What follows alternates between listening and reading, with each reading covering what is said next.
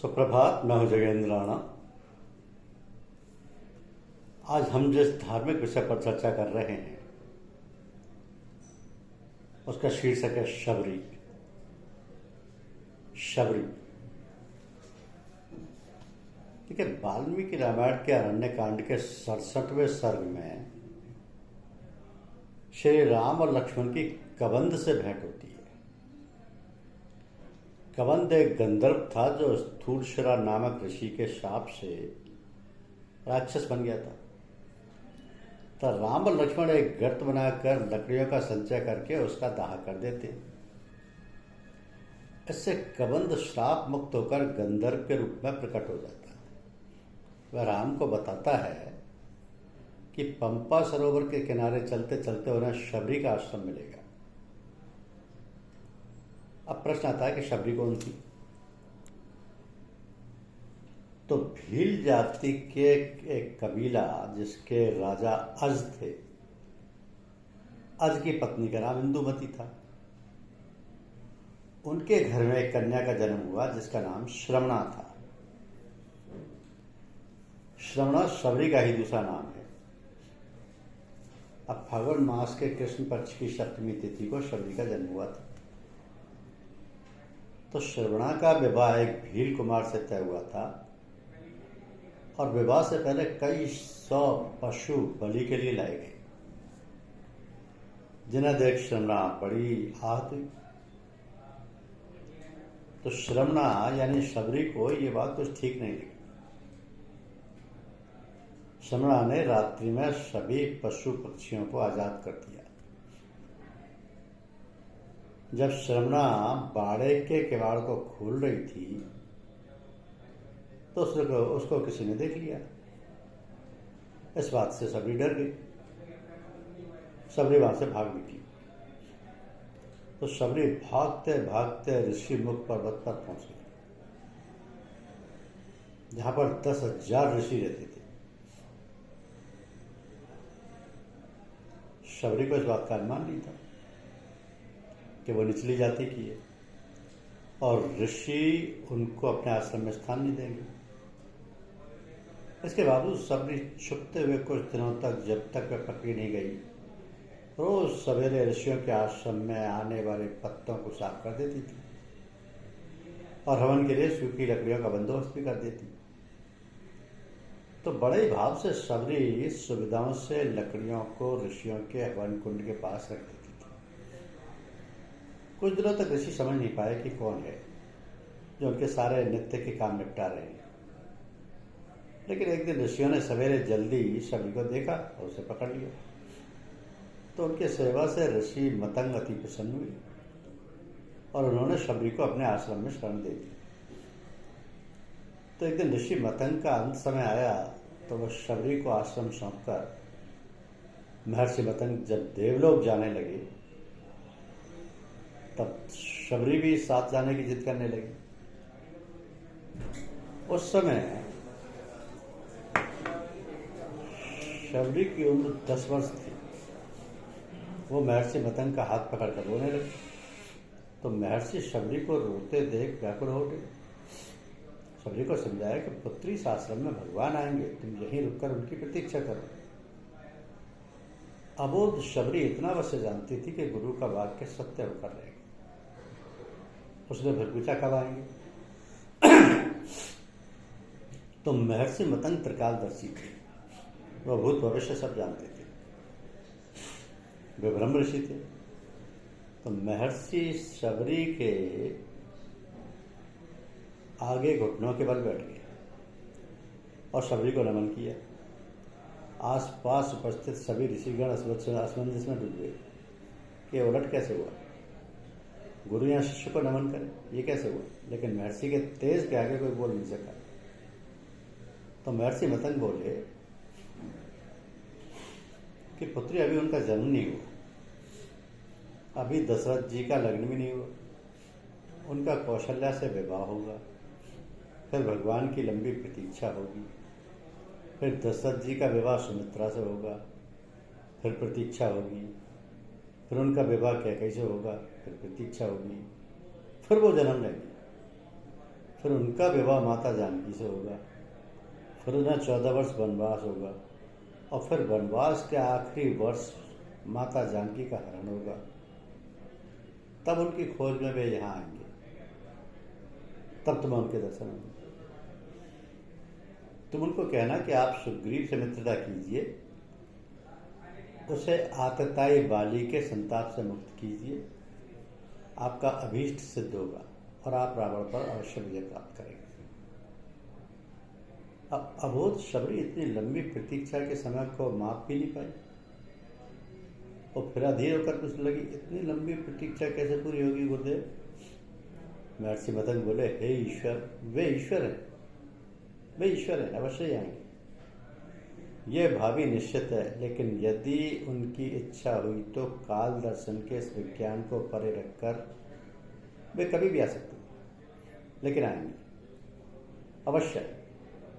जन्म मरण से परे उन्हें जब जरूरत हुई तो प्रहलाद के लिए खंबे से भी निकल गए आए थे, इसलिए प्रतीक्षा करना, वे कभी भी आ सकते हैं। तीनों काल तुम्हारे गुरु के रूप में मुझे याद रखेंगे, शायद यही मेरे तप का फल है। शबरी गुरु के आदेश को मान वहीं आश्रम में रुक गई।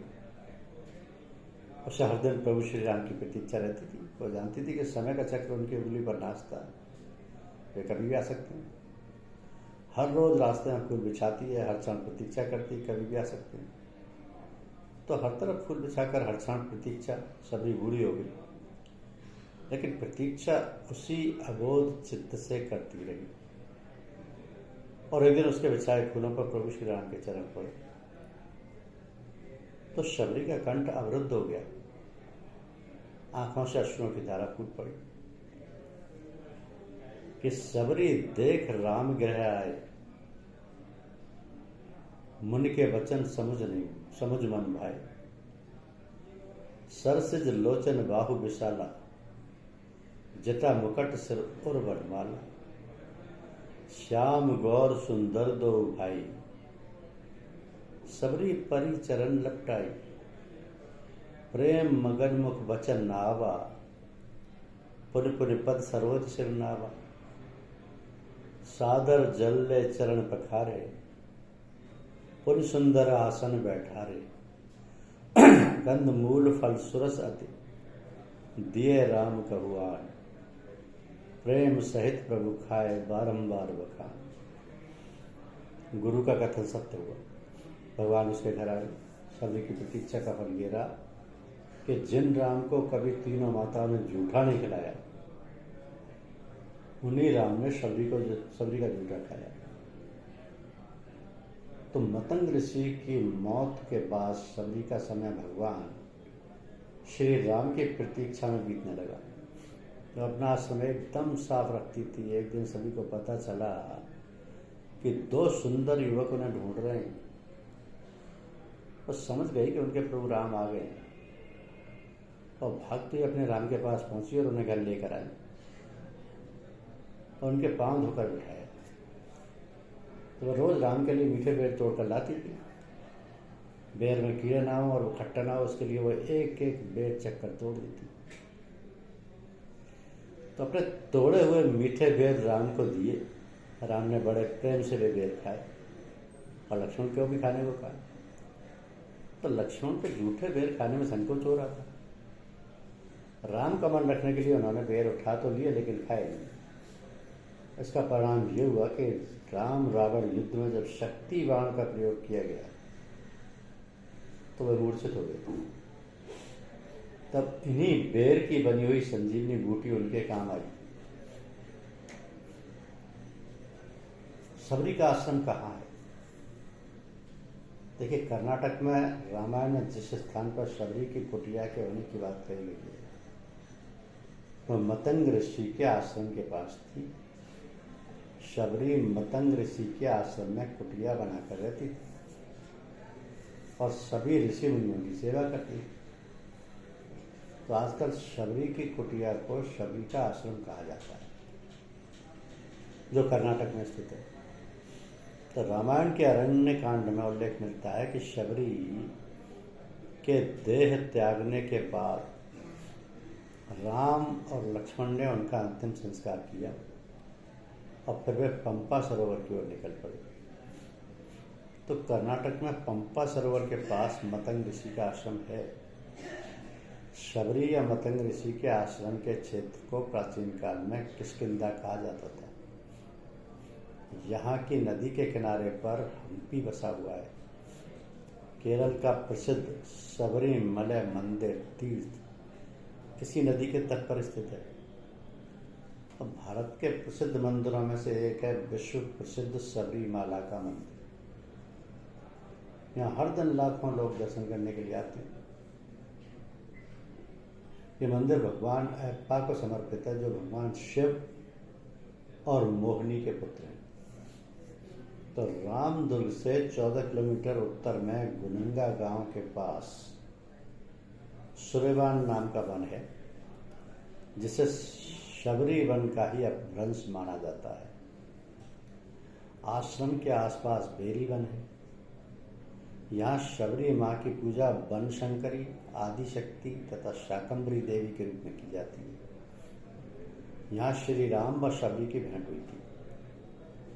तो पंपा सरोवर, हनुमान हल्ली, ऋष्यमुख पर्वत, चिंतामणि, किष्किंधा द्वारा, विश्ववर्णन पर्वत, फटिकशिला सभी किष्किंधा में।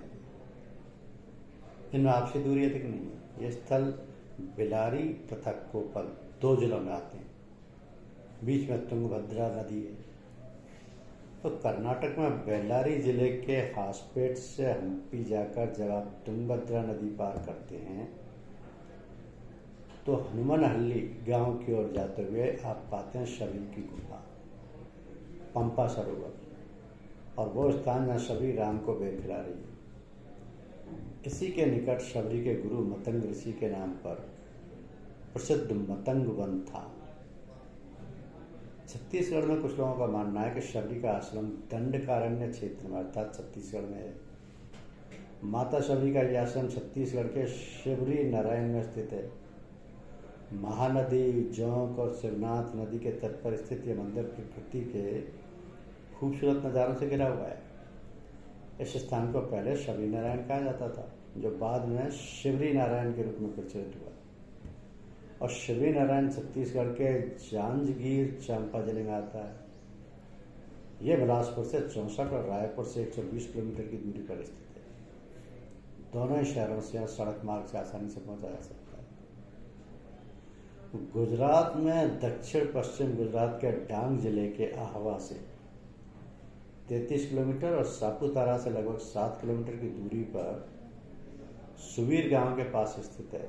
माना जाता है कि शबरी धाम वही जगह है जहाँ शबरी और भगवान राम की मुलाकात हुई थी। तो शबरी धाम अब एक धार्मिक पर्यटन स्थल में परिवर्तित हो जा रहा है। यहाँ शबरी कुंभ आयोजित होता है। यहाँ से कुछ ही किलोमीटर की दूरी पर पंपा सरोवर है। ऐसा माना जाता है कि ये वही स्थान है जहाँ हनुमान की तरह शबरी ने भी स्नान किया था। तो घने जंगल को वही दंडकारण्य माना जाता है जहाँ से 14 साल के वनवास के दौरान राम, लक्ष्मण और सीता गुजरे थे। तो यहाँ के जनजातीय लोगों की लोक कथाएं भगवान राम, सीता और लक्ष्मण से भरी हुई थी। और रामायण के अनुसार शबरी ने भगवान राम को जंगली बेर खिलाए थे, लेकिन इससे पहले उन्होंने इन बेरों को चखकर यह सुनिश्चित कर लिया था कि ये मीठे हैं या नहीं। यहाँ एक छोटी सी पहाड़ी पर एक छोटा सा मंदिर बना हुआ है और लोगों का मानना है कि शबरी यहीं रहती थी। यहाँ मंदिर के आसपास छोटे छोटे बेर के पेड़ दिखते हैं। मंदिर में रामायण से जुड़ी और खासतौर पर रामायण के सभी प्रसंग से जुड़ी तस्वीरें भी बनी हुई हैं। तो शबरी के एक पुनर्जन्म की कथा भी है।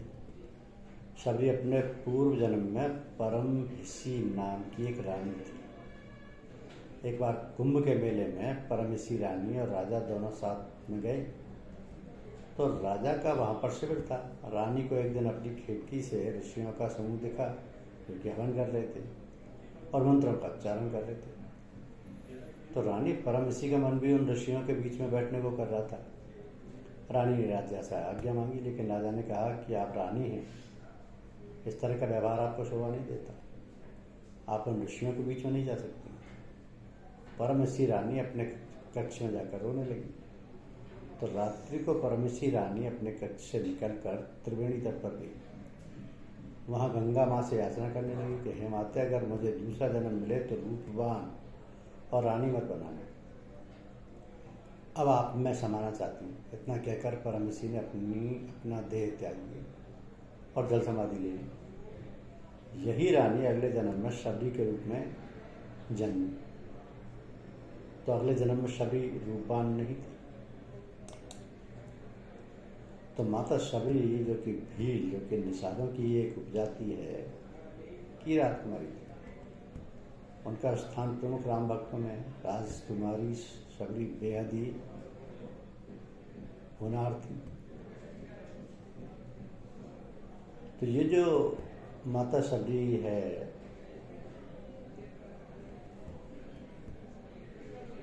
उनके बारे में कहा जाता है कि उस वक्त की बात है जब भगवान श्री राम का जन्म भी नहीं हुआ था।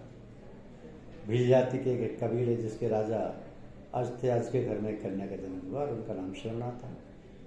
तो श्रमणा शबरी का ही दूसरा नाम है। शबरी का माता का नाम इंदुमती था। शबरी की जाति शबर थी, जो कि भीड़ से संबंधित थी। शबरी बचपन में पक्षियों से अलौकिक बातें किया करती थी, जो सभी के लिए आश्चर्य का विषय था। धीरे धीरे शबरी बड़ी हुई, लेकिन उसकी कुछ कहते हैं आज और इंदुमती की समस्या पारित थी।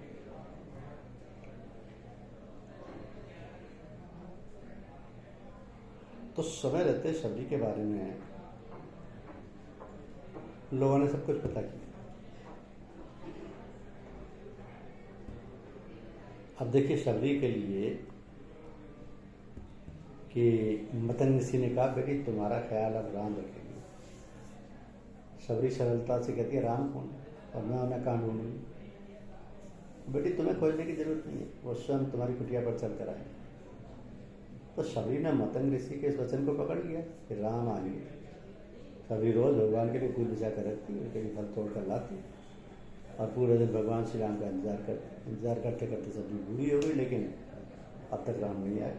हर एक दिन आई गया जब शबरी के वर्षों का इंतजार खत्म होने वाला था। शबरी ने फूल बिछा कर रखे। आते जाते लोगों को मना कर रही थी कि इस फूल पर भगवान चलेंगे। शबरी श्री राम के लिए बेर तोड़ कर लाई थी। ये निश्चित करने के लिए बेर मीठे हैं खट्टे, शबरी ने बेर को चक कर उनको जूठे कर दिए। भगवान श्री राम आए तो शबरी के एक पत्थर के आसन के पास बैठी। शबरी ने पहली नज़र में भगवान को पहचान लिया। तो शबरी ने भगवान का खूब आदर सत्कार किया और उनको जूठे बेर खिलाए। इस प्रकार शबरी के वर्षों का इंतजार खत्म हुआ और उसको भगवान श्री राम मिले।